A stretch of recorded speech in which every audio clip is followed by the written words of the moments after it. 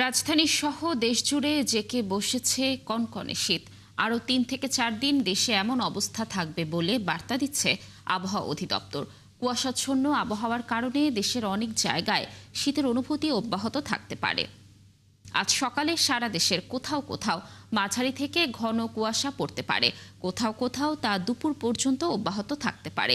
ঘন কুয়াশার কারণে বিমান চলাচল, অভ্যন্তরীণ নৌ পরিবহন এবং সড়ক যোগাযোগ ব্যবস্থা সাময়িকভাবে ব্যাহত হতে পারে।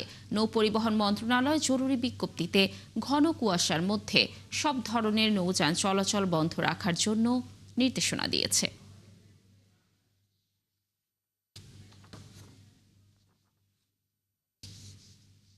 দর্শক, যেমনটি বলছিলাম যে রাজধানী সহ দেশ জুড়েই জেঁকে বসেছে কনকনে শীত। কিশোরগঞ্জের শীতের খবর জানাবো আপনাদেরকে। যুক্ত হচ্ছেন সহকর্মী সালেক হোসেন রনি।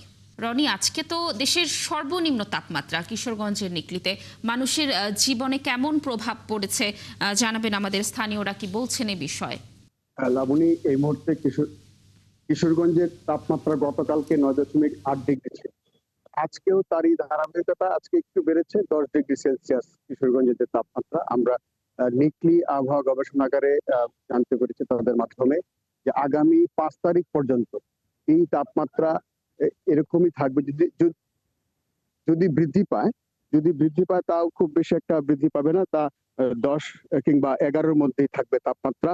এই তাপমাত্রার কারণে জনজীবনে যে আপনার শুরু হয়েছে, আপনার এখানকার যে নিম্ন আয়ের মানুষজন তারা কিন্তু খুব দুর্ভোগ পোহাচ্ছে। তারা ঠিক মতো কাজে যেতে পারছে না। সেই সাথে এখানকার যে বোরো মৌসুম শুরু হয়েছে, এখানকার যে বীজতলাগুলো রোপণে কিন্তু সঠিকভাবে তারা শ্রমিক পাচ্ছে না।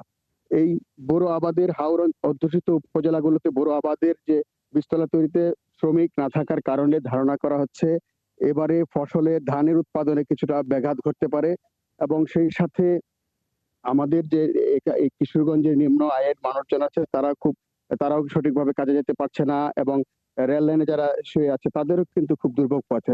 বিশেষ করে আমাদের এখানকার যে শিশুরা রয়েছে, বয়োবৃদ্ধরা রয়েছে, তাদেরও কিন্তু অনেক দুর্ভোগ পোহাতে হচ্ছে এই শীতে। এবং শীতকালে আমাদের সৈয়দ নজরুল মেডিকেল কলেজ হাসপাতালে এবং সদর হাসপাতালে কিন্তু রোগীর ভর্তি। আর কিশোরগঞ্জের তাপমাত্রা আগামী 5 তারিখ পর্যন্ত এরকমই থাকবে, এরকমটি জানিয়েছে আমাদের নিকলি আবহাওয়া গবেষণাগার কেন্দ্র। এই ছিল কিশোরগঞ্জ থেকে সব।